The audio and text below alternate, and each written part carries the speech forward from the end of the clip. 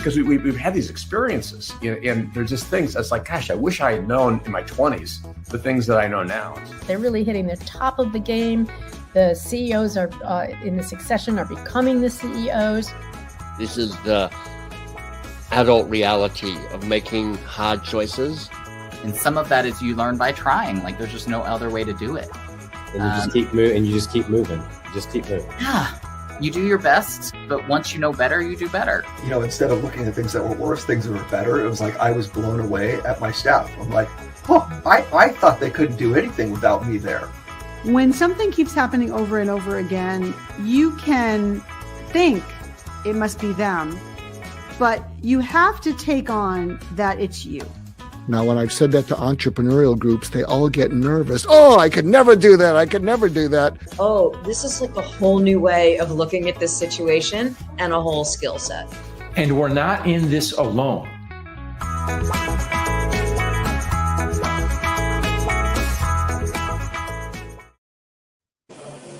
We are indeed not in this alone, John Baldoni, because I have got Dr. Michelle K. Johnston with me. And Michelle is a good friend, and we're going to talk about her new book, which is amazing. And I know she's got it with her right there because she's going to show us. There you is. I love it. I love props. I'll just keep it on my shoulder the whole time. Well, that would be kind of funny. But you know what? You are fun. You do, like, you make me laugh every time we get together, Michelle, because well, I'm always hitting you. I'm always hitting you. Yeah, you are. I clock you. I haven't clocked the chin yet, but I definitely give you a punch in the arm every time, and we'll tell that story later. Well, that, and we got to tell the airplane story too, because I think that's a classic. But Michelle Johnston is the Woman of the Year. She's recognized as Woman of the Year, a top 10 executive coach, and a top 500 business thinker. She's passionate and advocate for connection and driven leadership, which we're going to talk a lot about today. She is a global speaker, executive coach, podcast host, and she is a distinguished professor at Loyola University in New Orleans. Michelle, I don't know how you live in New Orleans and don't get in trouble all the time. It's so fun. This city is so fun. I know. I looked at going to Tulane, and one of the best decisions I ever made in my pre-adult life was that city might get me in way too much trouble to survive undergraduate school. So, but anyway. Well, it's interesting you say that, because I dedicated my first book to the city of New Orleans, and you might wonder why. Because this city has taught me that you don't have to be perfect. As a matter of fact, it's kind of a sin. That's really the only sin in this city, is if you try to be somebody you're not, if you try to be perfect. And so it's really taught me to really have fun. So I'm good at having fun, for sure. You are indeed. Now, the book is called The Seismic Shift in Leadership. Should I put it on my shoulder again? Yes, ma'am, you should. And she co-wrote it with our mentor and one of our people that has changed our lives, Marshall Goldsmith. Now, Michelle, what you talk about, I love this word disconnection, and I talk about it in my new book a lot in Head of Mentals, that we're in this crisis of disconnection. And what does that mean? And what does that mean for leadership today? And I mean, you talk about it as a hidden crisis in the workplace. Oh, talk about that a little bit. Yeah. Okay. So here's the deal. We cannot ignore the research anymore that is hitting us from all sides. And what is hitting us from all sides? That we are in a crisis of disconnection. Employee engagement hasn't gone up. Burnout is at an all-time high. And what's happening because of our codependency on our phones, that the irony is we don't even talk on our phones anymore. We're just so codependent on the technology and the automation and the AI and it's only going to get worse, right? So our codependency is only going to get worse. And what that is causing is isolation, loneliness, and disconnection. And then what those ailments are causing is premature death, increase in strokes, and increase in heart attack. So A equals B, B equals C, A equals C. Disconnection is literally killing us. Yeah, I believe that. What do you think the impact in the workforce is? Like in terms of teams and how a company operates and how. I was talking to a CHRO the other day, and she was telling me that she's never before her adult life, and she's sort of at the end of her career. She was talking about she's never seen teams that don't work that are failing at working together because of all the stuff in society, all the politics, all the negativity, all the anxiety about technology and the future. What does the future hold for me? And she said, we've got people on teams that won't even talk to each other, right? They won't even sit next to each other because of maybe a belief system, maybe some other thing. Talk about that a little bit. What's the impact in the work? And on top of that, Rhett, you have all these teams that are remote. So I was just in California yesterday. I flew back yesterday from California, worked with this incredible hospital system with 25 physician leaders. And here they are. I mean, I was preaching to the choir about this stuff, right? They see it. And yet they are all remote, and they're trying to operate and lead in the same ways pre-pandemic. It doesn't work anymore. You can't be on 10 Zoom meetings back to back and have any connection. You can't be necessarily inspirational. You can't be super motivational. So you have these leaders who are still, that's why I named this book, The Seismic Shift in You, because we have to show up differently as leaders if we want a different outcome. And so one of the physician leaders, we ended up the whole group went to dinner after the workshop. And Rhett, I got the best compliment after this 3-hour workshop talking about how to be a more connected leader and little tweaks you can do. And a group of these physicians came up to me and said, Michelle, that was the best gift you gave to us. I said, oh my gosh, that literally makes my heart full. Tell me more. What do you mean? They said, you gave us permission to actually lean in with heart and humanity, because we still live in this transactional, going back to your question, of a divisive society and how come we're feeling what we're feeling. We can't feel like we can have conversations.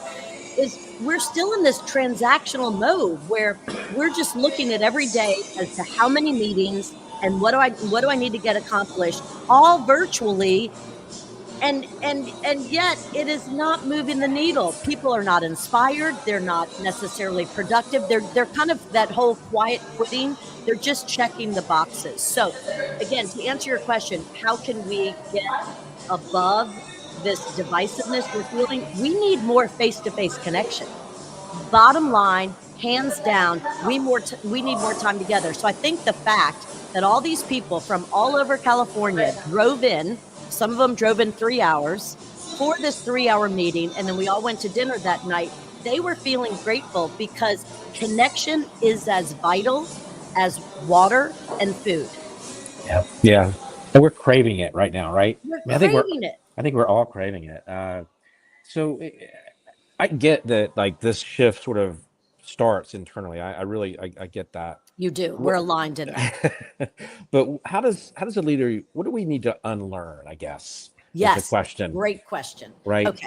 Yes. To be a connection-based leader. Right? Okay, great. So I've learned a lot. Thank goodness. I took an entire sabbatical from Loyola for a year to dive in, read everything I could read, and write this book. And here's what I've learned. The number one shift that we all as humans, no matter if we're leaders or not, we're all leaders, let's be honest, no matter in corporate America or not. We as humans need to go from, the shift needs to be from what to who. So that's a major, major shift. We have been defining success as what. And if there's one person, our mutual mentor, Marshall Goldsmith, who knows more about this than anybody, he is the expert in this, of what leaders feel when they get to the top. So Marshall Goldsmith has coached the top leaders in the world. And he says more often than not, they get to that top rung and they feel empty. Why? Because they had focused on what their whole career and not who. The leaders like an Alan Mulally, right, the former turnaround guy at Ford and Boeing, he ended up feeling great and satisfied because he had focused on who. He was really a relationship leader, right? So I think and that's what I talk about. There's 7 shifts. The most important shift is to shift our mindset from what to who. And then this is what surprised me the most, Rhett. The second most important shift is to recognize that the most important who is you. I thought the second chapter was going to be about, okay, so we shift from what to who, and now let's figure out how to make everyone else number one. No, you're not at your best if you make everybody else number one. You have to be the most important priority in your life. And I think that's why all of those physician leaders came up to me and said, this content is a gift, because they've been trained to put everybody before them. And as physicians, they have gained weight. They're not eating lunch. They're not taking bio breaks. They're taking every meeting that's asked of them. And at the end of the day, they're either empty, burned out, or angry. Or all of the above. Okay, so what does that look like practically? I mean, what does that mean when you say the focus on you in that way? Okay. Does that mean learning to say no? What does that look like? Okay, so number 3 shift is shift your calendar. So my new quote that I just shared with Kate Snow on NBC News is, show me your calendar and I will show you your priorities. And it's probably going to make you really uncomfortable, because it's probably not what you say are the most important people in your life, because the most important people in your life are not showing up on your calendar, because we're still in the what. Okay, so what does it look like to put you first? You have to hold sacred what fuels you first. So it's not being selfish. We have to get rid of the mentality of, oh my gosh, it's selfish if I put my exercise routine above my family in the morning. Well, if you exercise and put your exercise routine above 7 a.m. meetings, above your family, and then you come home though at 6 o'clock at night and you're good because you began the day with something that fueled you, then it's a win for everybody. So it's figuring out what fuels you, number one, and how to hold those times sacred. So we even talked that shift of calendar.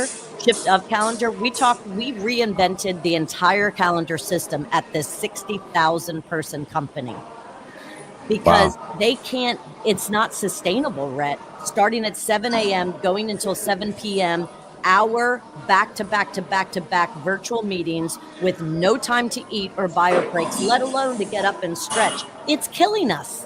Yeah. Oh yeah. So that's so shift from what to who. Number 2, recognize the most important who is you. And number 3, reinvent your calendar so that you can hold what fuels you sacred. And then the most important relationships in your life, personally and professionally, have to be on your calendar, or else they're not important. Yeah, that's so good. Because we put those people off, right? We say, well, that's my partner, or those are my kids. They'll understand, right? They'll understand that I have to, do surgery this day, or I have to be, or I have, an important job, and that takes priority, and that's how they feel, right? What place does purpose and direction have here? Yeah, so this book is about finding, if you really want to find your purpose, your direction has to be your schedule, your calendar, right? So you find your purpose and what fuels you, what builds you up. You figure out the most important relationships to reach your purpose, right? Then you have a plan that is focusing on connection, which will make us healthier. You'll love this. So I finished the sabbatical at Loyola. I've read everything. I finally lift my head up and I said, you know what? I'm going to choose a book to read that doesn't have to do with any of this. When you're like, you give yourself permission to actually, now I get to read something that I want. And my daughter's sleeping in the next room. She's home from college, her senior year in college for holiday break. Yep. And mine too. Yes. And I promised her, I had her kind of late, and she's my only one. So I promised her that I was going to live to 100. And I've been telling her this since she was a baby. Like, I'm going to live to 100, girl. I got you. I'm going to live to 100. So I decided to pick up a book, Living to 100, thinking I better figure this out sooner rather than later. Yeah. Like, what's the equation? Yeah. What are the key ingredients? So this author, who was the former president of NPR, and he runs a longevity institute, he traveled the world and he went after the blue zones and he looked at everything, all the evidence. And he realized it wasn't blue zone, it wasn't diet, it wasn't exercise, it wasn't how much money you made or where you lived. It is social connection. Yeah. So I can't even get away from it. Like wherever I turn, whatever I pick up, right? So that whole, to answer your question, purpose and direction has to start with the most important people in your life, starting with you. Well, let me ask you this then, because when you talk about the longevity thing and stuff, how do you make better connections? Like, what is the secret sauce to making better connections? Face to face. Okay. So I'm from Alexandria, Virginia.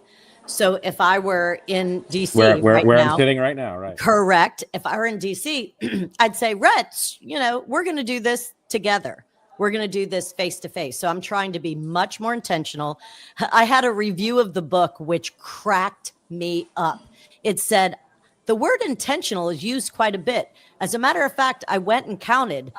The author used the word intentional 26 times. And I was like, heck yes, I did. And I would use it even more, because that's the whole essence of this. We have to be really intentional. We need more face-to-face interaction. So I build my days around as much face-to-face interaction I can get. For example, every Monday morning, I have coffee with my best girlfriends. Mm-hmm. When Elizabeth's home, every day we try to exercise. We have dinner together at least twice a week. And it's those sorts of things of, okay, my most important person is my daughter for this month because she's going to be home. So how can I make sure that I see her and have her on my calendar? That's the real shift. You've got to be intentional, and you got to put it on your calendar, and it really needs to be face to face. What is so I just did a TEDx talk, and it went out to the TED because I guess that was editor's pick or whatever. So it went out to the major TED site, and in that I talked about connection, and because so I want to dig more into this, and my view is that face to face is the essential piece, but then in that face to face, it's like things like curiosity. No, you got to go deep. We have to go deeper. Right, because I think, again, going back to that connection, we're craving it, and like you said, because of these and all this other stuff and all the distraction. So like, are there things about being in person that you can do to even make it more meaningful? Yes. And like, can we just pause for a second, Rhett? Congratulations on your successful TED Talk. That's super exciting. I didn't realize that it got editor's pick. That's huge. Well, I mean, it was a good talk, and it was from the heart, and they pushed me really hard. I had 2 or 3 other topics before I went into that, and they were like, nope, that sucks. Like, you got to do better. You got to think, you got to dig deeper. And so that's where it landed. It was really about connection, and that we're at this sort of precipice. But I actually want to dig more into it, because I want to know how I can, even from getting coached by you, like, how can I make dinners more, meaningful or more connected? How can you make a coffee more like questioning? It's questioning. And you know who taught me a lot about that is Michael Bungay Stanier. Oh, yeah. So one of the shifts is shift your conversations in the book. Mm-hmm. One of the shifts towards connection is shift your conversations. And I highlight Michael Bungay Stanier, MBS, and his most recent book is How to Work with Almost Anyone. And so I talk about keystone conversations. And that's one of the things I did with the physician leaders yesterday. I said, how many projects are you all working on together? And they have a gazillion. I said, how many keystone conversations have you had when you sit down, you say, here's how I am at my best. Here's how I work at my worst. Yeah. And here's what success would look like. And they said, never. And I said, I know. How crazy is that? We do not have keystone conversations. As a matter of fact, Rhett, this is something that I also write about in the book that I am embarrassed to admit to you, but I've already now admitted it to the world.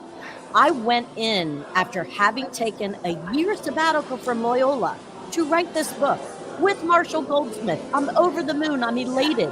And I never had a keystone conversation with him to figure out how this whole project would work until I had Michael Bungay Stanier on my podcast, and he's walking me through the questioning. And I said, Michael, no wonder I feel like I'm beating my head against the wall. So he goes, get off this podcast, call Marshall on the phone, and have a keystone conversation. And that changed everything. So So, to the listeners, what is a Keystone Conversation? It says it's 5 questions. It's just sitting down and going deeper with questioning. So, if it's a work conversation, it's like, yeah, I want to share with you. I'm a last minute big picture doer. I get stuff done, and my creativity comes in bolts at the last minute. I just want to prepare you. Don't take it personally. That's when I'm at my best. I'm at my worst if I'm being micromanaged. So now, Rhett, if we're writing a book together, tell me about you. How are you at your best? How are you at your worst? That's what we're talking about. Really specific questioning to go deeper to understand the personality of the person, their wants, needs, desires, and preferences. Well, just so happens, you saw one of the last people that did that intro. We ought to talk about a book project because Mark and I started a book project before he passed away, and I promised him that I would finish it, but it's always fun to do it with somebody else. So we should talk about that because it's a really interesting concept. We should, because Mark is in my book as well. I interviewed him right before he died, and he taught me about surgical empathy and the question of tell me more, tell me more, tell me more. He was brilliant. He was brilliant, and so we'll take that offline. That's a different discussion. I think it's a really fun concept, and in a lot of ways, in line with this, it's about we've become a transactional society and how to make things less transactional. What is the hardest of these sort of 7 shifts? What's the hardest from your perspective to do? I think the hardest is moving from what to who, because I think that's the hardest. Okay. I got to be honest with you. I feel so good at the end of the day, checking off my to-do list of all the what's. And I think most of humans, we feel really good. And if we continue to measure our success, particularly in corporate America, that's not going to work. We'd have to change from what to who. I think that's hard. I think it's also hard giving yourself permission to be your top priority. I think that's really challenging. Those 2 shifts go against convention of how we've been raised. Yeah. The last shift I think is the easiest and one of the most important. The last shift is shift your energy. And since we're becoming more and more and more virtual, we talked about this yesterday in California. All of these leaders, when they show up on back-to-back Zooms, 10 of them every day, they are the most important person to everybody who's showing up because they're the leader. And yet they have no energy. They don't know what the agenda is, what they're trying to accomplish. They haven't had any time. And so we tried to deconstruct, how do you shift your energy, since energy is so palpable and that's how you motivate? How do you shift your energy? So we're all reinventing, as I shared with you, calendars so that you have at least 15 minutes before each meeting so that you can get in the right mental, the right headspace, so that, because a lot of people they refuse to recognize how important their energy is, even on virtual calls. People can feel it through the screen. If you want to be there, if you know why you're there, if you're committed, so I think shift in energy could be our easiest shift. We just have to buffer our calendars to give us space to show up in our best way.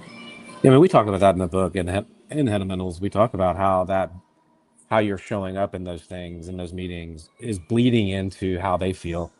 And I mean, what do you think, as you've gotten into this and you've seen, as you're working with, these companies on this, what do you think the end result is? What's the ROI is there. The ROI is there. So think about it. This is the equation that I look at. I think the connection is the foundation. So I'm a trained researcher, right? So the way I think is independent variables. What is it? M equals YX plus B. What is the equation? I even forget now. But I was a history major. I have no idea. M equals. And in any case, it's about independent variables and how they affect the dependent variable. And we all want the dependent variable to be financial performance. So we're trying to figure out what are the independent variables that affect that. So the way that I look at that equation is connection is the foundation that then creates an environment of trust, psychological safety, which then drives risk-taking, innovation, positive risk-taking that drives innovation, which ultimately drives financial performance. So the ROI is there, and I've actually published articles on it, that if you as a leader intentionally, keyword, intentionally create a positive environment that's focused on connection, then sales increase, financial performance increase. So you can't ignore that. No, to me, it's a missing link. And when we talk about culture, these are the things that conversation is missing, right? These kind of shifts and this kind of work is the missing link. I think we talk about all these things that good benefits and a good place to work. We talk about all that all the time, but we don't really get into how to do it. And I think this is one of those missing links that we should be talking about more. Okay, so the seismic shift in leadership, where can people get it? Well, thank you, Rhett, but I really don't want this to end. So can we just keep talking?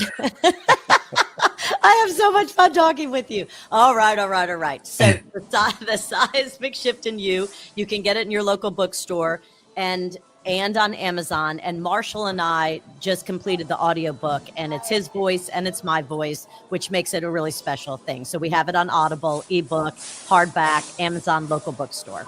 Awesome. Seismic shift in you, guys, go out and get it. Thank you for being on Bestseller Live, Michelle. Your book matters. That's what we do here on this show, is we bring on books that matter. And sorry that Cynthia couldn't be with us today. So you got stuck with me, but hope that was okay. It was fabulous. I can't wait. We didn't tell our stories. So next time I'm on, we'll tell the stories, but just pretend that I'm hitting you right now in the arm, and it really hurts, because that's how I greet you, because when you're a connected person like me, you hit each other. That's it. For sure. And on that note, we'll see you next week on Bestseller Live. Thanks for tuning in. Bye, y'all. We had so many stories to share.